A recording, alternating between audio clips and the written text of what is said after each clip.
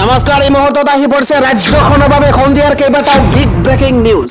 আজি 1 এপ্ৰিল অসমৰ লগতে ভাৰতৰ বিভিন্ন প্ৰান্তৰ পৰা সন্ধিয়াৰ কেইবাটাও খবৰ আহি পৰিছে। এই মুহূৰ্তত জনাই আছো এটা ব্ৰেকিং নিউজ। মুখ্যমন্ত্ৰী ডক্টৰ হিমন্ত বিশ্ব শৰ্মাক উভতি ধৰিছে কংগ্ৰেছ নেত্ৰী মীৰা বৰঠাকুৰে। এইবাৰ কংগ্ৰেছ নেত্ৰী মীৰা বৰঠাকুৰে কয় যে মুখ্যমন্ত্ৰী মহোদয় আপুনি আইন আদালতৰ উদ্ধত নহয়, ক্ষমতাৰ অপব্যৱহাৰ আপুনি নকৰিব। দিলৱাৰ মহবুবুল হকক দিলৱাৰ হুছেইন আৰু মহবুবুল হকক লৈ মুখ্যমন্ত্ৰীৰ মন্তব্যক ক্ষুদ্ৰ সমালোচনা কৰিছে কংগ্ৰেছ নেত্ৰী মীৰা বৰঠাকুৰে।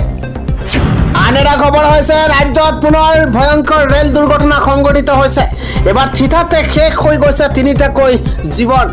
এই মুহূৰ্তত জনাই আছো ডাঙৰ খবৰ, পুনৰ দেশ কঁপাই যোৱা ভয়ংকৰ ৰেল দুৰ্ঘটনা সংঘটিত হৈছে। দুখনকৈ মালবাহী ৰেলৰ মাজত মুখামুখি ভয়ংকৰ সংঘৰ্ষ হৈছে আৰু ভয়ংকৰ ৰেল দুৰ্ঘটনাত প্ৰাণ গৈছে 3জনকৈ লোকৰ। গুৰুতৰভাৱে আঘাতপ্ৰাপ্ত হৈছে CISFৰ 4জনকৈ জোৱান। ঝাৰখণ্ডত সংঘটিত হৈছে এই ভয়ংকৰ ৰেল দুৰ্ঘটনা। পৰৱৰ্তী খবৰটো হৈছে এইবাৰ নিৰ্বাচনক লৈ মুখ্যমন্ত্ৰী ডক্টৰ হিমন্ত বিশ্ব শৰ্মাই মুখ খুলিছে। ৰাজনৈতিক দলৰ নেতাই ইলেকশ্যন খেলিব নোৱাৰিব, এতিয়া গাঁৱৰ জনপ্ৰিয় ব্যক্তিয়েহে ইলেকশ্যন খেলিব। এই মুহূৰ্তত জনাই আছো এটা বিগ পলিটিকেল ব্ৰেকিং নিউজ। ৰাজনৈতিক দলৰ নেতাই ইলেকশ্যন খেলিব নোৱাৰিব, গাঁৱৰ জনপ্ৰিয় ব্যক্তিয়েহে ইলেকশ্যন খেলিব। এই মুহূৰ্তত এটা ডাঙৰ খবৰ, পঞ্চায়ত নিৰ্বাচনক লৈ ডাঙৰ ঘোষণা মুখ্যমন্ত্ৰী ডক্টৰ হিমন্ত বিশ্ব শৰ্মাৰ। পৰৱৰ্তী ডাঙৰ খবৰ হৈছে পবিত্ৰ ঈদৰ দিনটোতেই ডবকাত উত্তপ্ত পৰিস্থিতিৰ সূচনা হৈছে। ঈদৰ নিশা ডবকাত উত্তপ্ত হৈ পৰিছে। কালী মন্দিৰৰ বিগ্ৰহ ভঙাৰ অভিযোগত গ্ৰেপ্তাৰ কৰা হৈছে নুৰ জামালক। এই মুহূৰ্তত এটা ডাঙৰ খবৰ, কালী মন্দিৰৰ বিগ্ৰহ ভঙাক লৈ উত্তপ্ত হৈ পৰিছে ডবকা চহৰ। ঈদৰ নিশাই গ্ৰেপ্তাৰ কৰা হৈছে নুৰ জামালক। জামালৰ বিৰুদ্ধে বিগ্ৰহ ভঙা আৰু পূজাৰীক প্ৰহাৰৰ গুৰুতৰ অভিযোগ উত্থাপন হৈছে। এই মুহূৰ্তত ডাঙৰ খবৰ, নুৰ জামালক গ্ৰেপ্তাৰৰ পাছতে অধিক উত্তপ্ত হৈ পৰিছে ডবকাৰ পৰিস্থিতি। শতাধিক ৰাইজে ঘেৰাও কৰিছে ডবকা চহৰ। বিভিন্ন শ্লোগান দি জামালক শাস্তি দিয়াৰ দাবী উত্থাপন হৈছে। মন্দিৰৰ প্ৰতিমা ভঙা নুৰ জামালক ৰেহাই দিয়া নহ'ব বুলি ভাবুকি দিছে প্ৰতিবাদকাৰীয়ে। ঈদৰ আনন্দ উল্লাসৰ মাজতেই ওলাই আহিছে শ শ লোক। আন এটা ডাঙৰ খবৰ হৈছে ঈদত এইবাৰ মমতা বেনাৰ্জীৰ মুছলিম তুষ্টিকৰণ, এইবাৰ লেতেৰা আখ্যা দিছে হিন্দু ধৰ্মক। মুখ্যমন্ত্ৰী মমতা বেনাৰ্জীয়ে এইদৰে মন্তব্য কৰা পৰিলক্ষিত হৈছে। 2026ৰ ভোট যুদ্ধৰ বাবেই মুছলিম তুষ্টিকৰণত নামিছে বংগকন্যা মমতা। পবিত্ৰ ঈদ উল ফিতৰৰ দিনটোতেই সনাতন ধৰ্মক লেতেৰা ধৰ্ম আখ্যা দিছে মুখ্যমন্ত্ৰী মমতা বেনাৰ্জীয়ে। পশ্চিমবংগৰ ৰেড ৰোডত অনুষ্ঠিত সামূহিক নামাজত অংশগ্ৰহণ কৰি ৰাম আৰু বামপন্থীক টাৰ্গেট কৰি লৈছে মুখ্যমন্ত্ৰী মমতা বেনাৰ্জীয়ে।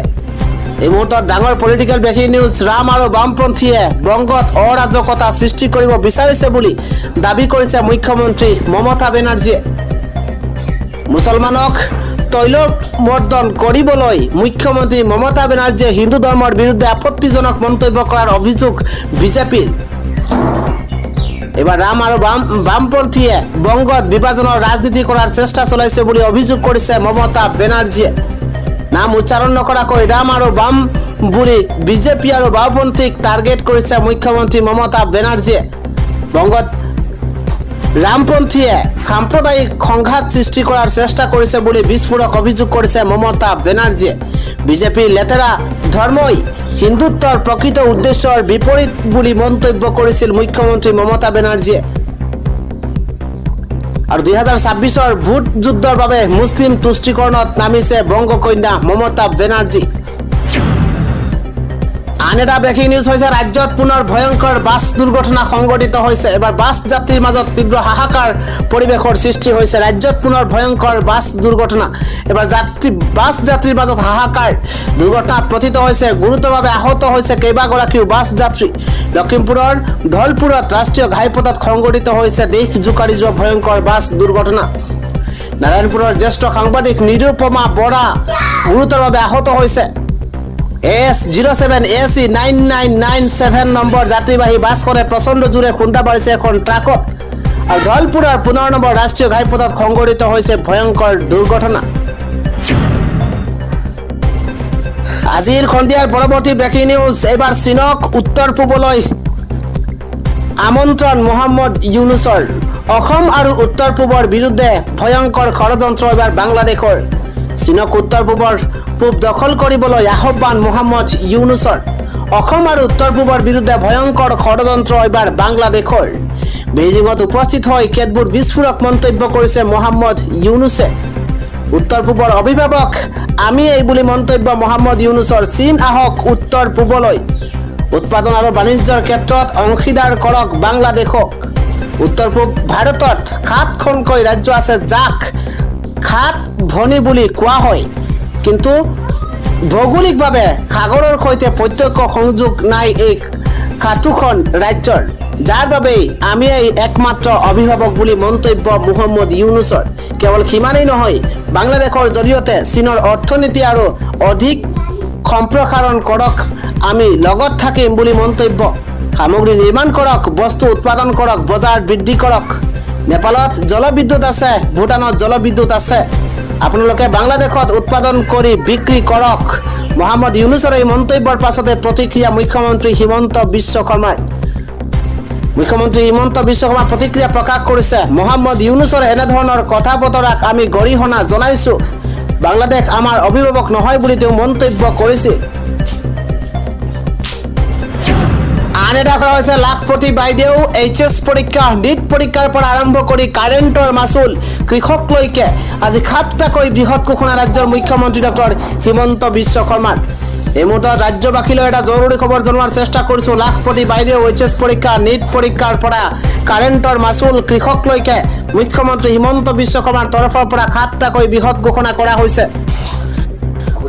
মহিলা মুখ্যমন্ত্ৰী উদ্যমিতা আঁচনিৰ আজি শুভাৰম্ভণি হৈছে আত্মসহায়ক গোটৰ প্ৰতিগৰাকী মহিলাক 10,000 টকাকৈ দিছে চৰকাৰে সমগ্ৰ অসমত 27 লাখ মহিলাক এই আঁচনিয়ে সামৰি লৈছে 2 এপ্ৰিলৰ পৰা ৰাজ্যজুৰি আৰম্ভ হ'ব খেল মহাৰণ ৰাজ্যত এইবাৰ একাদশ শ্ৰেণীৰ পৰীক্ষা অনুষ্ঠিত নহ'বও পাৰে কেতবোৰ ঘোষণা কৰিছে ৰাজ্যৰ মুখ্যমন্ত্ৰী হিমন্ত বিশ্ব শৰ্মাই এইচএছ দ্বিতীয় বৰ্ষৰ চূড়ান্ত পৰীক্ষাৰ বাবে এই ব্যৱস্থা গ্ৰহণ কৰাৰ আশ্বাস মুখ্যমন্ত্ৰী হিমন্ত বিশ্ব শৰ্মাৰ আজিৰে পৰা প্ৰতি ইউনিট বিদ্যুতৰ বিলত 1 টকাকৈ হ্ৰাস হ'ব ৰাজ্যৰ 30 লাখ লোকে স্মাৰ্ট মিটাৰ ব্যৱহাৰ কৰাৰ বাবে ৰাজহ বৃদ্ধি পাইছে আজিৰে পৰা প্ৰতি কুইণ্টেল ধানত 2550 টকাকৈ দিব চৰকাৰে নিট পৰীক্ষা এতিয়াৰে পৰা চৰকাৰী বিদ্যালয়ত অনুষ্ঠিত হ'ব কোনো ব্যক্তিগত প্ৰতিষ্ঠানত অনুষ্ঠিত নহ'ব এই পৰীক্ষা মেধাবী ছাত্ৰ ছাত্ৰীক ন্যায় প্ৰদানৰ বাবে এই ব্যৱস্থা গ্ৰহণ কৰিছে চৰকাৰে আৰু আজিৰে পৰা 15 জুলাইলৈ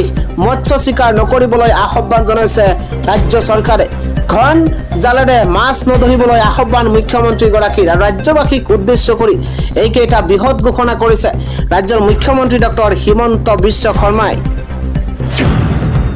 পৰৱৰ্তী খবৰটো হৈছে পুনৰ জনতাৰ মূৰত এবাৰ ৰামটাঙোন এবাৰ কাইলৈৰ পৰা বৃদ্ধি পাব 900 বিধ জীৱনদায়িনী ঔষধৰ দাম পুনৰ দেশত বৃদ্ধি পাব 900 বিধ জীৱনদায়িনী ঔষধৰ দাম এই মুহূৰ্তত ডাঙৰ খবৰ ডায়াবেটিছৰ পৰা আৰম্ভ কৰি ব্লাড প্ৰেছাৰ হৃদৰোগ আৰু ইনফেকশ্যনৰ দৰে ৰোগৰ ঔষধৰ দাম বৃদ্ধি পাব মেলেৰিয়া পেইন কিলাৰৰ ঔষধৰ দামো বৃদ্ধি পাব 1 এপ্ৰিল অৰ্থাৎ আজিৰে পৰা ৰাষ্ট্ৰীয় ঔষধ মূল্য নিৰ্ধাৰণ কৰ্তৃপক্ষই প্ৰকাশ কৰিছে ঔষধৰ দামৰ নতুন তালিকা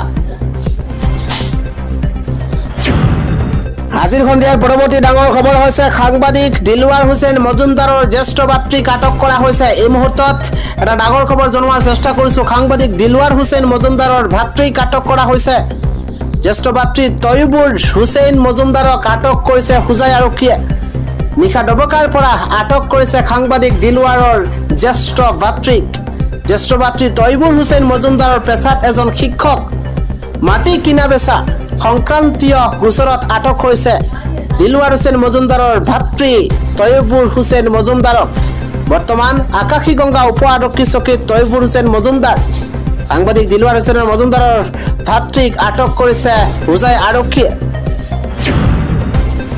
আন এটা খবৰ হৈছে এইবাৰেই যেন শেষ আছিল নামাজ ঈদৰ নামাজ শেষ বাৰৰ বাবে পঢ়িছে এই যুৱকজনে ঈদৰ দিনাই প্ৰাণ হেৰুৱাইছে ফিৰদৌছ আলমে ঈদৰ দিনাই প্ৰাণ হেৰুৱাইছে ফিৰদৌছে নামাজৰ পিছতে বাইক লৈ ফুৰিবলৈ গৈছিল ফিৰদৌছ আলম আৰু তাৰ পিছতে ভয়ংকৰ ঘটনা ৰাজপথত স্কুটি আৰু বাইকৰ মাজত মুখামুখি সংঘৰ্ষ আৰু তাৰ পিছতে ঈদৰ দিনাই প্ৰাণ হেৰুৱাইছে ফিৰদৌছ আলমে ফিৰদৌছ আলমৰ মৃত্যুক এতিয়া চৌদিশে শোকৰ ছাঁ পৰিছে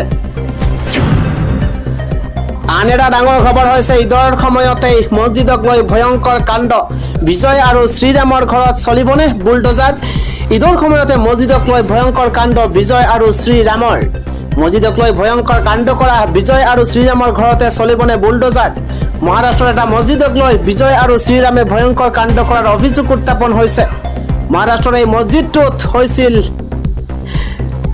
জেলেটিৰ বিস্ফোৰণ আৰু বিস্ফোৰণৰ পাছতে গ্ৰেপ্তাৰ হৈছিল বিজয় আৰু শ্ৰীৰামৰ ঘৰত বুলডোজাৰ চলিবনে নাই সেই লৈ প্ৰশ্ন উত্থাপন হৈছে বিস্ফোৰণৰ পিছতে গ্ৰেপ্তাৰ হৈছিল বিজয় আৰু শ্ৰীৰাম দুয়োজনৰ বিৰুদ্ধে বিস্ফোৰণ কাণ্ড জড়িত থকাৰ অভিযোগ উত্থাপন হৈছে আৰু ঈদৰ সময়তে মছজিদক লৈ ভয়ংকৰ কাণ্ড কৰিছিল বিজয় আৰু শ্ৰীৰামে আন এটা পলিটিকেল ব্ৰেকিং নিউজ খাৰিজ হ'ব পাৰে বিধায়ক শ্বেৰমান আলী আহমেদৰ বিধায়ক পদ অধ্যক্ষৰ নিৰ্দেশত আজি বিধানসভাৰ বিশেষাধিকাৰ সমিতিৰ গঠন বৈঠক আৰু বাজেট অধিৱেশনত অধ্যক্ষৰ আসনক লৈ বিধায়ক শ্বেৰমান আলীয়ে কৰিছিল আপত্তিজনক মন্তব্য অধ্যক্ষৰ আসনত বহি থকা উপাধ্যক্ষক লক্ষ্য কৰি হপলেছ বুলি অসন্মানজনক মন্তব্য কৰিছিল বিধায়কগৰাকীয়ে সদনৰ বাহিৰতো উপাধ্যক্ষৰ সমালোচনাত সৰব হৈছিল বিধায়ক শ্বেৰমান আলীৰ বিৰুদ্ধে অধ্যক্ষৰ পদমৰ্যাদা লাঘৱ কৰাৰ অভিযোগ উত্থাপন হৈছে বিধায়কৰ এনে দৃষ্টতা সদনৰ কাৰ্যপ্ৰণালীৰ 304 অনুচ্ছেদৰ মতে অক্ষমনীয় অপৰাধ আন এটা খবৰ হৈছে ৰাজ্যৰ প্ৰয়াত প্ৰাক্তন মুখ্যমন্ত্ৰী তৰুণ গগৈৰ আজি জন্মদিন ৰাজ্যবাসীয়ে শ্ৰদ্ধাৰে সোঁৱৰিছে প্ৰয়াত তৰুণ গগৈ প্ৰাক্তন মুখ্যমন্ত্ৰী তৰুণ গগৈক আপুনিও জনাওক প্ৰয়াত তৰুণ গগৈৰ আজি জন্মদিনৰ শুভেচ্ছা